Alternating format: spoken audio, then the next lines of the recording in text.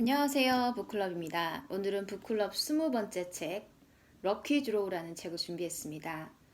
유명 유튜버 드로우 앤드류 님이 쓴 책인데요. 전부터 읽어보고 싶었는데 지금에서야 구입을 하게 됐어요. 남을 위해 죽도록 일하는 대신 지금부터는 나를 위해 죽도록 일하기로 했다.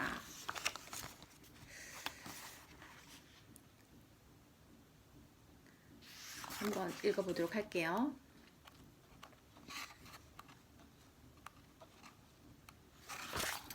어두운 사막 한가운데 휘황찬란한 불빛을 내뿜는 도시 라스베이거스에 간 적이 있다. 라스베이거스 스트립을 따라 늘어선 카지노 호텔에서는 수많은 사람이 형형색색의 슬롯머신 앞에 앉아 게임을 즐기고 있었다. 그들은 돈을 넣고 슬롯머신의 레버를 당기는 것에 큰 두려움이 없어 보였다. 오히려 어떤 선물이 나올지 설레는 눈빛이었다. 돈을 잃고 있다는 사실도 잊은 채 언젠가 자신도 잭팟을 터뜨릴 수 있으리라 기대하며 계속해서 돈을 넣고 레버를 당겼다.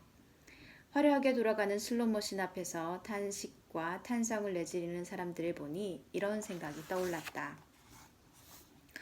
오직 운으로만 결정되는 이 게임에서는 두려움 없이 돈을 넣고 레버를 당기면서 왜 인생이라는 게임에서 레버를 당기는 것은 그토록 망설이는 걸까? 어쩌면 진짜 잭팟은 슬롯머신이 아니라 내 안에서 찾아야 하는 게 아닐까? 그렇다면 나는 내 인생이라는 게임에서 얼마나 많은 레버를 당겨봤을까? 어떤 결과가 나오는지는 아무도 모른다. 그래서 나는 오늘도 두려운 마음 대신 설레는 마음으로 레버를 당긴다. 내 인생의 럭키 드로우를.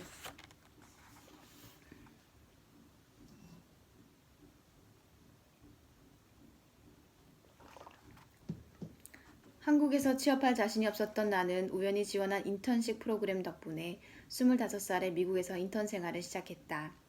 돈이 없어 유학 생활은 꿈도 꾸지 못한 내게 미국 인턴십은 한 줄기 희망이었다. 하지만 미국에서의 현실은 더 냉혹했다. 인턴이라는 이유로 불합리한 대우를 받아야 했고 3년 가까이 온 힘을 다해 일했던 회사로부터 하루아침에 해고 통지를 받았다. 외국인이라는 이유로 늘 취업시장에서 뒤로 밀려났고 취업 비자가 만료됐을 때는 모든 걸 포기하고 한국으로 돌아와야 했다. 낯선 땅에서 부족한 것 투성이었던 나에게 남은 것이라곤 나 자신뿐이란 걸 알게 된 순간 나는 다시 한번 나를 믿어보기로 했다.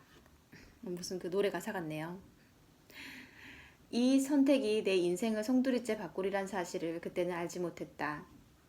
미국에 온 지 수년이 흐른 2017년 유난히도 화창하던 캘리포니아의 여름날 평소처럼 회사로 출근하던 길에 갑자기 차를 돌렸다. 마치 드라마의 주인공이 된 것처럼 무언가를 결심한 표정으로 빠르게 프리웨이를 달렸다. 내가 도착한 곳은 늘 가보고 싶었지만 미루고 미뤘던 오렌지 카운티의 헌팅턴 비치였다. 회사에는 컨디션이 좋지 않다고 이야기를 했다. 2년 넘게 한 회사를 다니며 처음으로 낸 거짓병가였지만 양심의 가책은 없었다. 그렇게라도 하지 않으면 심장이 터져버릴 것 같았다. 주말에는 인파가 모이는 곳이었지만 평일 오전이어서 그런지 무척 한적했다. 노래를 들으며 해변을 걷다가 털썩 주저앉아 멍하니 바다를 바라보았다. 해변을 향해 부서지는 파도 소리가 노래소리와 섞여 내 머릿속 고민들이 잠자고 있는 문을 두드리는 듯했다. 나는 지쳐 있었다. 미국에 온 지 수년이 흘렀으나 여전히 내 미래는 불투명했고 미래에 대한 걱정으로 내 마음은 늘 답답했다. 이대로 괜찮은 걸까? 한국에 돌아가야 할까? 그때 마침 귓가에 익숙한 노랫말이 들렸다. Never gonna give you up. Never gonna let you down. Never gonna run around and desert you. 널 절대 포기하지 않을 거야. 절대 슬프게 하지 않을 거고 절대 버리고 도망치지 않아. 릭 애스틀리의 노래 Never Gonna Give You Up 이었다. 전형적인 사랑 노래였지만 그날따라 내 귀에는 꿈에 대한 이야기로 들렸다. 어쩌면 이렇게 외치고 싶었는지 모르겠다. 나는 내 꿈은 절대 포기하지 않을 거야. 절대 슬프게 하지 않을 거고 절대 버리고 도망치지 않아. 그리고 나는 처음으로 스스로에게 질문하기 시작했다. 앤드류, 너의 꿈은 뭐야? 이토록 간단한 물음에도 나는 왜 그동안 대답을 망설이고 있었던 걸까? 어차피 내가 뭐라고 말하든 들을 사람도 비난할 사람도 없었는데 말이다. 실제로 그때 내 주위엔 아무도 없었다. 더 이상 망설이지 않고 솔직하게 답하기로 했다. 나는 좋아하는 일로 행복하게 일하는 사람이 되고 싶어. 나만의 공간도 갖고 싶고 유명한 브랜드와 협업해 멋진 프로젝트도 해내고 싶어. 아무도 듣고 있지 않았기에 내 입에서는 수많은 질문과 대답이 쏟아지기 시작했다. 그렇게 나는 한참 동안 나 자신과의 대화를 이어나갔다. 나중에는 마치 내가 성공한 사람이 되어 유명 언론사와 인터뷰하는 상상을 하며 묻고 답하기까지 했다. 이것이 보잘것없는 내가 스스로를 응원할 유일한 방법이었다. 나를 인정해주는 사람이 없다면 내가 인정해주면 된다. 내게 관심 있는 사람이 없다면 내가 나에게 관심을 주면 된다. 나를 세상과 이어주는 사람이 없다면 내가 세상과 나를 이어주면 된다. 미래가 어떻게 될지 알 수 없지만 지금 당장 내가 할 수 있는 건 나만의 방식으로 인생이라는 레버를 당겨보는 것뿐이었다. 나는 먼저 나의 꿈에 이름을 붙여주었다. 드로우 앤드루. 앤드루를 그리다. 드로우 앤드루는 내가 꿈꾸는 나를 그려간다는 뜻이다. 아, 그런 뜻이구나. 내가 꿈꾸는 나를 그려간다. 드로우 앤드루. 내가 꿈꾸는 나를 그려나간다. 멋있네요. 그리고 이케아에서 5만 원을 주고 구입한 가로 120cm, 세로 60cm짜리 책상 위에서 드로우 앤드루의 세계를 그려나가기 시작했다. 그리고 5년이 흘렀다. 그래, 그건 내 인생의 럭키 드로우였다. 5년 전 혼자 바닷가에 앉아 스스로에게 던졌던 물음들은 이제 수많은 인터뷰에서 내가 받는 질문이 되었고 나는 당시를 추억하며 담담히 오늘을 대답하고 있다. 마치 미래를 예견이라도 한 것처럼 말이다. 혼자 내뱉으며 꿈꾸던 이야기는 현실이 되었고 이제는 수십만 명의 사람이 나의 이야기를 들어준다. 작은 이케아 책상에서 시작한 일은 8평의 작업실을 거쳐 내가 마세스비라고 부르는 50평의 한강뷰 작업실로 이어졌다. 내가 꿈꾸던 나만의 멋진 공간도 생겼고 멋진 브랜드와 협업하며 좋아하는 일로 행복하게 일하는 사람이 된 것이다. 그리고 이 이야기를 책으로 써내려가고 있다. 누군가는 내게 운이 좋았다고 말한다. 맞다. 나는 운이 좋은 사람이다. 내가 당겼던 인생이라는 게임의 레버, 즉 멈추지 않고 시도했던 수많은 행동이 운과 만나 지금의 나를 만들었으니 말이다. 모든 순간 보장된 결과는 없었다. 어떤 결과가 나올지는 몰랐지만 나는 그저 나를 위해 레버를 당겼을 뿐이다.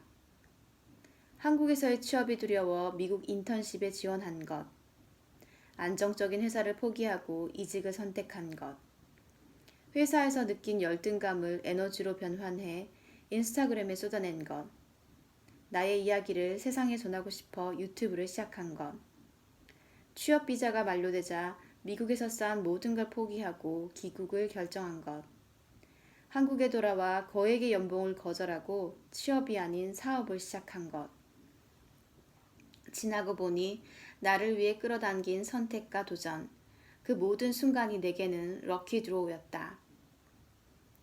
이 책의 초고 과제는 밀레니얼 후배에 앞서가는 비밀 노트였다. 제목처럼 나는 밀레니얼 세대다. 저성장과 저금리가 당연한 것으로 여겨지고 계층 사다리가 무너진 시대, 2008년 금융위기 이후 사회생활을 시작하며 취업난에 시달리던 우리를 보고 세상은 부모보다 가난한 첫 세대, 아프기만 한 청춘이라고 부른다. 어린 놈이 벌써 앞서가는 비밀을 안다고 나는 우리를 밀레니얼이라고 이름 지은 세상을 도발하기 위해 이런 발칙한 제목을 지었다. 지금도 내 이메일과 인스타그램 DM에는 절박한 고민과 사연이 담긴 수백 통의 질문이 쌓여 있다. 저는 제가 뭘 좋아하고 뭘 잘하는지 모르겠어요. 어떻게 해야 될까요? 제가 지금 잘하고 있는지 모르겠어요. 제 문제점을 찾아주세요. 저는 이런 일을 하고 싶어요. 하지만 자신이 없어요. 과연 제가 성공할 수 있을까요?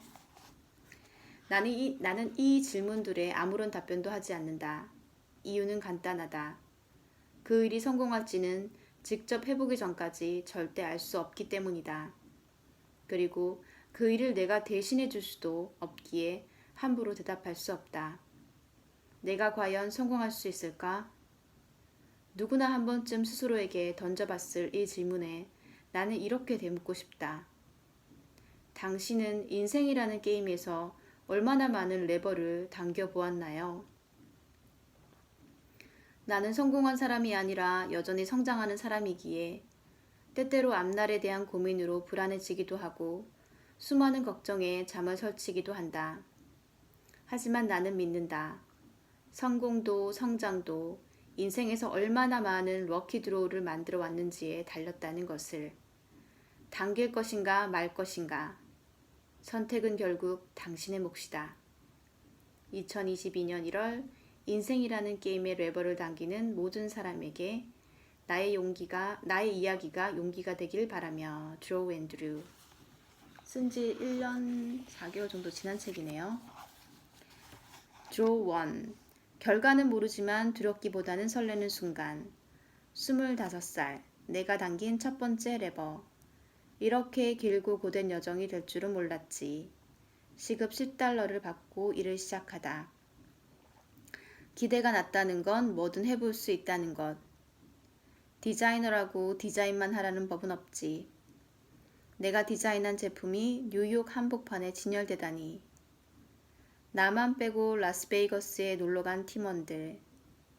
겸손하면 나만 바보가 되더라. 앤드류는 내일부터 나올 필요 없어. 나만 모래주머니를 달고 달리는 기분. 드로우 2. 내가 설 무대가 없다면 직접 만드는 수밖에. 처음으로 세상에 던져본 작은 공, 그리고 실패. 무기력은 점점 나를 집어삼키고 있었다. 불공평한 세상을 나를 위한 무대로 만들 수는 없을까? 나를 해고한 회사의 클라이언트가 되어 방문한 날. 남의 일 말고 나의 일. 6시 퇴근. 이제 나의 일을 해야 할 시간. 계획보다는 기회를 쫓기로 했어. 정신 차려. 여긴 한국이야. 엄마, 저 딱 1년만 놀게요. 잔고 1,000만 원에서 매달 1,000만 원으로. 부자는 아니지만 좋아하는 일로 돈을 잘 법니다.